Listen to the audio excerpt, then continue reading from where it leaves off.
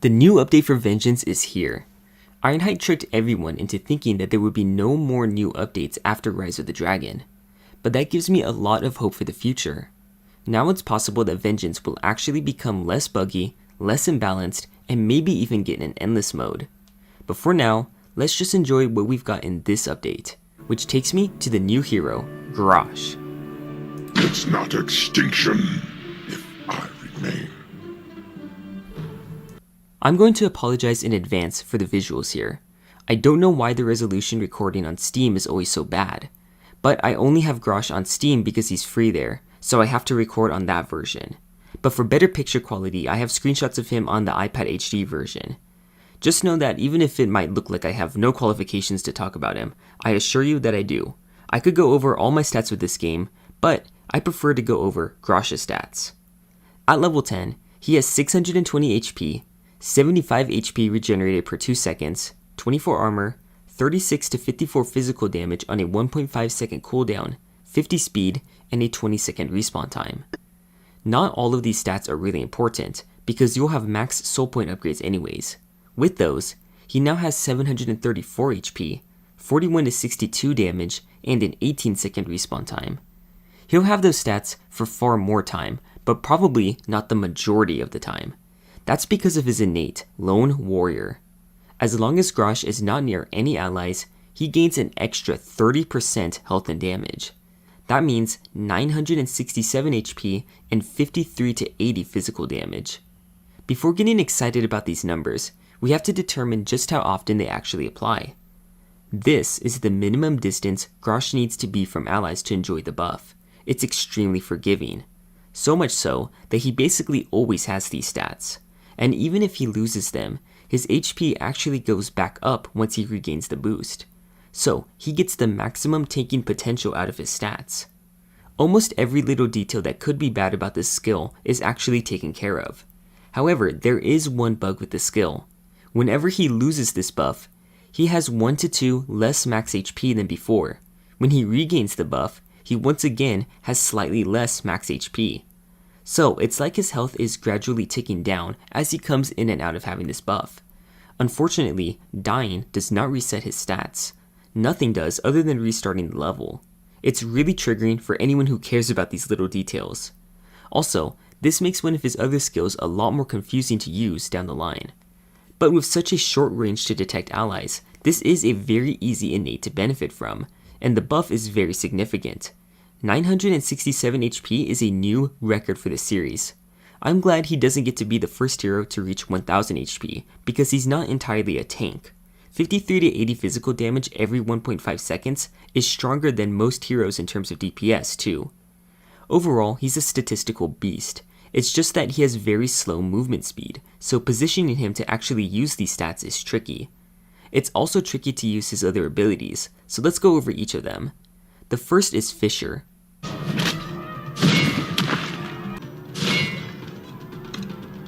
This deals 320 physical damage to a target in melee combat. Every enemy in range of the AoE will be afflicted with fear for 1.5 seconds. The main target is not afflicted with fear. Instead, they are stunned for 1, 1.5, and then 2 seconds. Both the one-man army soul point upgrade and the 30% damage buff from his innate will apply to this skill. Therefore, at max power, it can deal 478 physical damage. It's a pretty solid skill all things considered, but because the little things matter too, there are some nitpicks I have with this skill. First, the AoE for the fear effect is really small, specifically 120, so it's about the same size as artillery explosions in Kingdom Rush 1 and Frontiers. It sometimes ends up being only a purely damage-based skill due to how insignificant the fear effect is. Also, he sometimes doesn't even get the damage out of Fissure because he might use it as the target dies just to get the benefits of the fear effect only, but this isn't worth it for a 25-second cooldown. Speaking of cooldowns, it takes 40 seconds to recharge his next skill, Frenzy.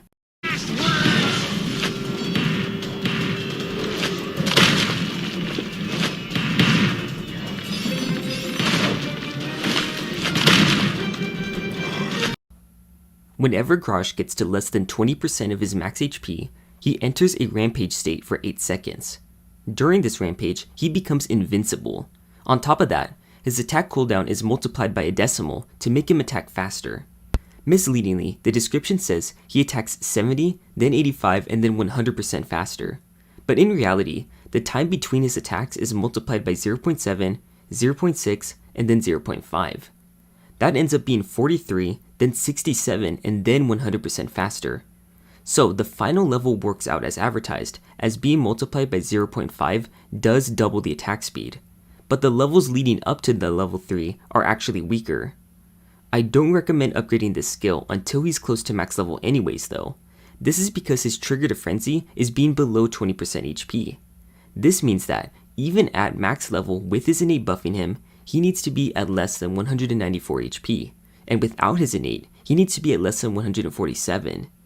Any attack that deals enough damage to outright kill him will skip over Frenzy's activation. Grosh is consequently really bad at tanking very tough enemies like demolishers, prehistoric dwarves, and bosses. It's contradictory to the benefits of invincibility. It's also a little annoying since Karkinos didn't have this problem, and he's Karkinos. What's really annoying is that the threshold changes every time his max HP decreases due to that bug with his innate. At least you can intentionally soften him up with a weaker enemy first, then micro him to the tougher enemy. Oh wait, you usually can't, because Vengeance melee engagement rules don't work that way. If the enemy Grosh wants to block more is in range, then he's going to block that one instead of the enemy you're trying to block. It's hard to do anyways due to his movement speed.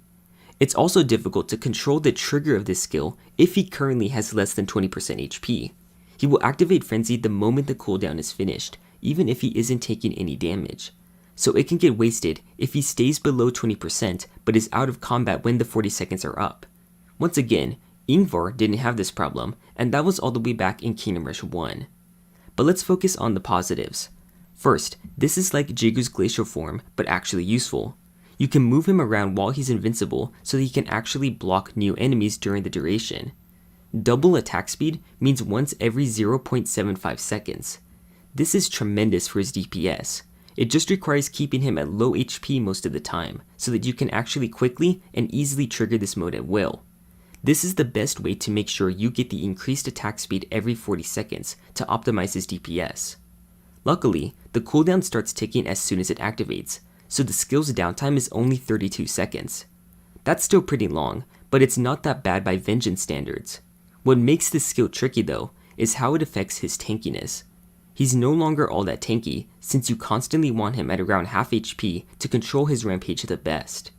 But if you're experiencing a challenge, you can learn the best times to manipulate his HP so that he can tank as long as he can and enter his rampage when you want to truly optimize his playstyle. Similar to Captain Blackthorn, a big part of his skill ceiling will come from how well you know the level and take advantage of it. His next skill is Whirlwind. The log is about to blow! Let's make some kebabs! This is a passive that makes his every third attack trigger an AoE move. To be clear, he performs 3 basic attacks first, then is ready to use the skill as his next attack. So in practice, it's more like his every 4th hit will be an AoE. It doesn't count Fissure as one of the attacks needed to build up to this one. If you're leveling him up, this is the best skill to max out first. Each level reduces the number of attacks needed to use the skill, from 5 to 4 to 3. This helps him perform more attacks overall, which will earn the most XP during a level. It also synergizes well with Frenzy, since more attack speed means more whirlwinds too. Though it says 75 damage, there are 2 things about it that make the number higher. The first is that it actually deals his attack damage plus 75. Second, both of his stat buffs apply here. One-Man Army increases the damage by 15%, and Lone Warrior adds a further 30%, stacking multiplicatively. So he can deal 166 to 193 physical area damage at most. It's important to remember that it's really easy to get the max damage out of this skill. That makes this calculation worth a lot more than the max damage calculations of many other hero skills. The only problem with it is that it can be hard to hit multiple enemies with it. While the area is generously large for its cooldown, AoE in general just isn't that good in Vengeance. Frozen Nightmare is his best case scenario, clearing out hordes of Draugr who have no armor. Otherwise, this skill just ends up hitting an extra passerby most of the time.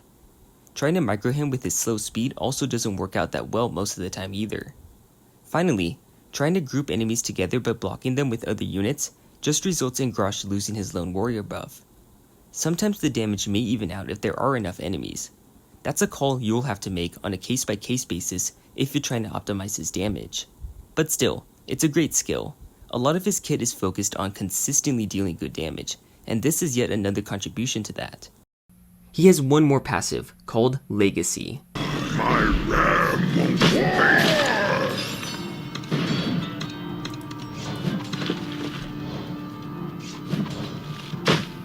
Oh Ironhide, silly Ironhide. When Shatra had a passive that made him deal 220 true damage upon death, it was quirky. That damage was by far not worth it for a 25-second respawn time. But it was a novel idea. We all like to get a little goofy once in a while. But this is too much silliness. Did you really think you could get away with this? With this tomfoolery, this chicanery even? Legacy makes it so that when Grosh dies, he leaves a pile of bones in an area that deals 10 physical damage per second and slows enemies by 40%.